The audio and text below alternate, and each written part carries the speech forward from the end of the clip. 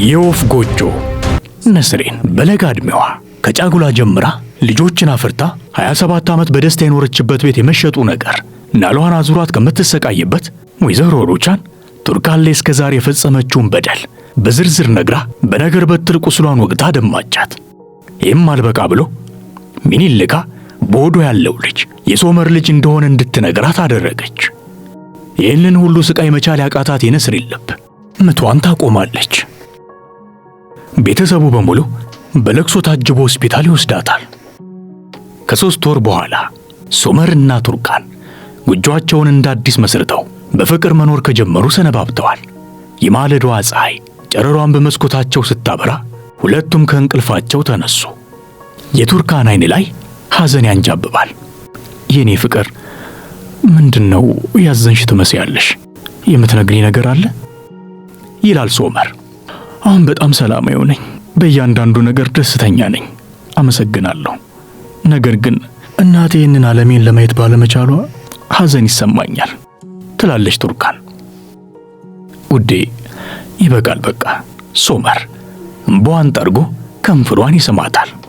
በሌላኛው ትዕይንት በእናቷ ሁኔታ እጅግ ያዘነችው ፋቲ ልጄ ነሽ ካላት በኋላ ማንነቷ የተጣረሰባት ዳሪያ ሕይወቷ ምስቅልቅሉ በወጣበት በዚህ ወቅት ፈተናውን በማለፏ ዶኒሽና አክስቷን ነዘይትን በግዴለሽነት ተሰናብታቸው ወደ ግቢ ትሄዳለች። ይቺ ልጅ ጋጠ ወጥነቷ እያደር እየባሰባት ነው ትላለች ነዘይት። ዶኒሽ ከአክስቷ ጋር ወደ ውስጥ ስትገባ ስልኳ ይጠራል። ሶርደር ነበር። ልሄድ እኮ ነው፣ ከመሄዴ በፊት አታገኘኝም ይላታል። ዶኒሽ ከወትሮ በተለየ መልኩ አምራና ተውባ ሶርደር ልትሰናበት አክስቷን አስፈቅዳ ትወጣለች። በቀጠለው ትዕይንት ሶመር ወደ ሥራ ከመሄዱ በፊት ቱርካን ካራባቱን እያሰረች በስስት ትመለከተዋለች። ካሁን በኋላ ሐዘን እንዳይሰማሽ እሺ አትጨነቂ የኔ ፍቅር ትላለች ቱርካን። ብቻሽን ቤት መዋል ከደበረሽ በኋላ ቢሮ ብቅ በይና አሳ ልጋብዝሽ ይላታል። አይ በኋላ ገበያ ሄዳለሁ፣ ስመለስም ወደ አባዬ ጋር ሄዳለሁ ሌላ ቀን ትላለች። እሺ። ሶመር ከንፈሯን ስሞ ከቤት ይወጣል። ቱርካን በመስኮት አሻግራ በፍቅር ትመለከተዋለች። ሁለት ወንበዴዎች የሶመርን መውጣት ከሩቅ ይከታተላሉ።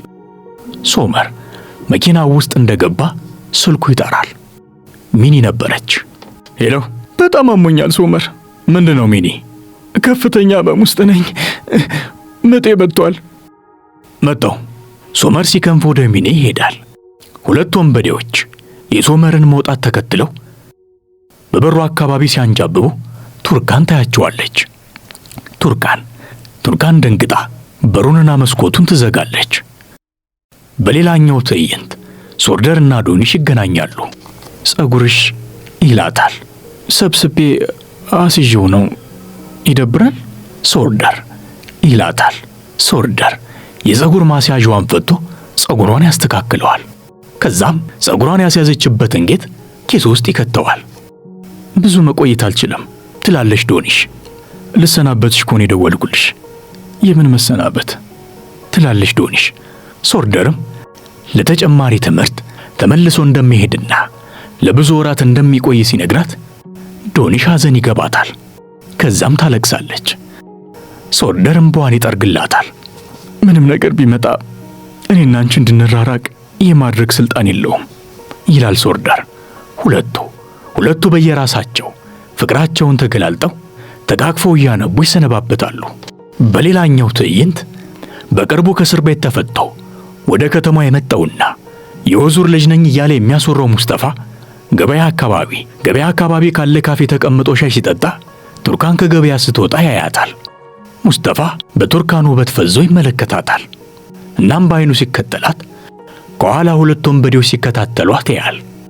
ሁለት ወንበዴዎች ወደ ቱርካን ቀርበው ወይዘሮ ቱርካን አቶ ፋራት ሊያገኝሽ ይፈልጋል ይላል አንደኛው። ቱርካን በድንጋጤ ትሮጣለች። ወንበዴዎቹ ይዟታል። ይህን ጊዜ ሙስጠፋ መካከላቸው ይገባና ቱርካንን ያቅፋታል።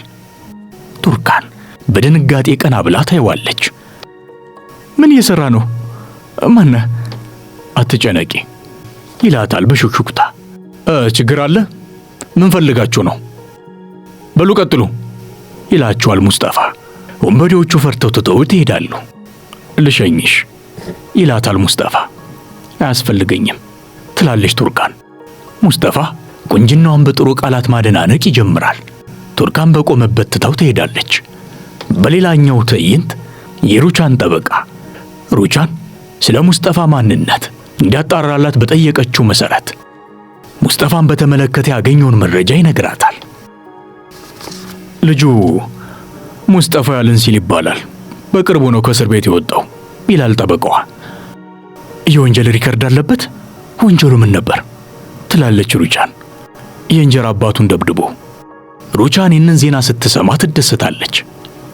የት ነው የሚኖረው? እናቱስ ማን ናት? ትላለች ሩቻን። ሆቴል ውስጥ ነው የሚኖረው። ስለ እናቱ ማንነት ግን ምንም አይነት መረጃ አላገኘውም።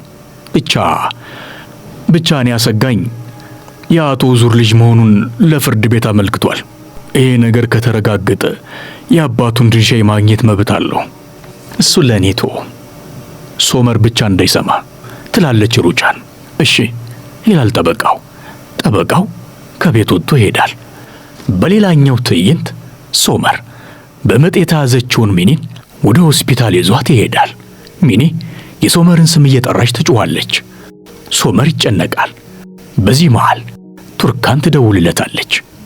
ነገር ግን ሶመር ስልኩን አያነሳም። ሆስፒታልም እንደደረሱ ዶክተሮቹ ሚኒን ይዘዋት ወደ ማዋለጃ ክፍል ይገባሉ። በቀጠለው ትዕይንት ሩቻን ሰራተኛዋን ሶመርን እንድትንከባከበው ወደ ሶመር ቤት ትልካታለች። በቀጠለው ትዕይንት ዶንሽ ወደ ቤት ትመለሳለች። አንቺ ልጅ እስካሁን ምን ትሰሪያለሽ? በእኔ ቤት ደርሼ ልምጣ ብላ ነዚያ ትታት ትሄዳለች። ዶንሽ በሩን ዘግታ ሁላችሁም ሄዳችሁ ብቻዬን ቀረሁ ትላለች። ዶንሽ ሆኖ ቤቱ ጦ ሊበላት ደረሰ። የልጅነት ጊዜዋን እያስታወሰች በሐዘን አረንቋ ትዘፈቃለች። በየቤቱ የተለያየ ክፍሎች እየተዘዋወረች የልጅነት ትዝታዎቿንም ታስታውሳለች። ወዲያው ዶንሽ በብርጭቆ ውሃ ቀድታ ወደ እናቷ ክፍል ትገባለች። እናቴ የመድኃኒት ሰዓትሽ ደርሷል። ምን እየሰራሽ ነው? ልትወልድ እኮ ትንሽ ቀን ነው የቀራት። የሕፃኑን ልብስ እየተኮስኩላት ትላለች ነርሴን። ዶንሽ ግራ ይገባታል። ነስሬን የሕፃኑን ልብስ ሰብስባ ሻንጣ ውስጥ ታስገባለች። በቀጠለው ትዕይንት ኒያት ሚኒ ልትወልድ ወደ ገባችበት ሆስፒታል ሲመጣ ከሶመር ጋር ይገናኛል። ምን ትሰራለህ? ይላል ኒያት። አፍንጫን ሳልሰብርልህ ከዚህ ውጣ ይላል ሶመር። በዚህ ጊዜ አንድ ዶክተር ከማዋለጃ ክፍል ወጥቶ እንኳን ደስ አላችሁ ሴት ልጅ ተገላግላለች ይላቸዋል። ሁለቱም ይፋጠጣሉ። ከዚህ በኋላ ከልጄ የማትረክ ከሆነ ዋጋ እንሰጣለሁ ይላል ሶመር። በሌላኛው በኩል ቱርካን በታክሲ ወደ ቤቷ ትመለሳለች። ትንሽ ቆይቶ የቤቷ በር ይጮኻል። ቱርካን ትደነግጣለች። ማን ነው? አይ እኔ ነኝ ትላለች የሩቻን ሰራተኛ። ቱርካን ከፍታ ታስገባታለች። እናም ሩቻን የቤት ስራቸውን ለመስራት እንደላከቻት ትነግራታለች። የሩቻን ሰራተኛ ሊያ ስለ ሞቃት መስኮቱን ልትከፍተው ስትሞክር ቱርካን ትከለክላታለች። አትክፈችው፣ የሆኑ ወንበዴዎች እየተከታተሉኝ ነው፣ አትክፈችው ትላለች። አሊያ ትደነግጣለች። ወዲያው የስልኩን እጀታ እያነሳች ለፖሊስ እንደውል ትላለች። ቱርካን ትከለክላታለች። ሶመር ካወቀ ትልቅ ችግር ይፈጠራል፣ ተይ እባክሽ። አይሆንም አሊያ፣ ሶመርን እያወቅሽው ትላለች ቱርካን። እና ምን ይሻላል? ለአባቴ ነግረዋለሁ። በሌላኛው ትዕይንት ዶንሽ ጓሮ ላይ ለተቀመጠው ሜሱት ቁርስ ታቀርብለታለች። ሜሱት በሐዘን ተውጦ የተሰማውን ብቸኝነት ለዶንሽ ይነግራታል። ዶንሽ እያጽናናችው እያለ የቤታቸው በር በኃይል ሲዘጋ ትሰማና ተነስታ ወደ ቤት ስትሄድ በሩ ተከፍቶ ታገኘዋለች። ዶንሽ በየቤቱ ክፍል እየተዘዋወረች እናቴ፣ እማዬ እያለች ትጣራለች። ነስሪን ከቤት ወጥታ ትሄዳለች። ዶንሽ ተከትላ ታስቆማታለች። ቁሚ እናቴ። ዶንሽ የእናቷን እጅ ትይዛታለች። አንቺ ነሽ? የደም ግፊቴ እየቀነሰ ነው። ቀኑ በጣም ሞቃታማ ነው አይደል? ትላለች ነስሪን። ወደ ቤት እንመለስ እማዬ ትላለች ዶኒሽ። አይ ትላለች ነስሪን። ዶኒሽ የእናቷን እጅ ይዛ ተከትላት ትሄዳለች።